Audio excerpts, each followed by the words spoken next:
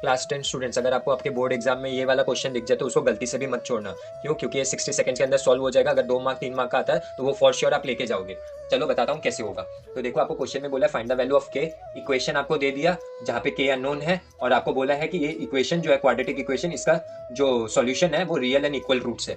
ठीक है, तो रियल एंड इक्वल है। तो जब आप ये वर्ड देखो ना, रियल एंड इक्वल, तब आप समझ जाना यहाँ पे बोला जा रहा है जो डिस्क्रिमिनेंट है वो क्या है, जीरो है। समझ जाना, जब two real and equal roots बोला जाता है तब डिस्क्रिमिनेंट हमारा क्या होता है, जीरो। अब डिस्क्रिमिनेंट का फॉर्मूला क्या होता है? डिस्क्रिमिनेंट का फॉर्मूला होता है b square minus 4ac is equal to zero.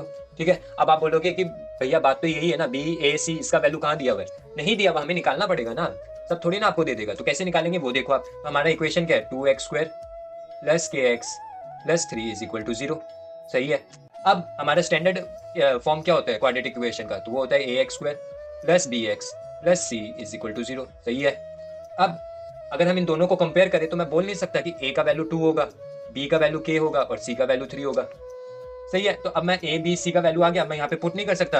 आराम से कर सकता हूँ। तो मैं पुट कर दूंगा, यहाँ पे आ जाएगा k का स्क्वायर, यहाँ पे आ जाएगा -4, a की जगह 2, c की जगह 3 इज इक्वल टू जीरो। अब हम क्या करेंगे, हम सॉल्व कर लेंगे। तो इसको मैं बोल सकता हूँ के स्क्वायर -4 इंटू 2 8, 8 3 सा 24, ये हो जाएगा 24 इज इक्वल टू जीरो। अब मैं 24 को अपोजिट साइड में भेज रहा हूँ, तो वो क्या हो रहा है मेरा, इज इक्वल टू प्लस 24।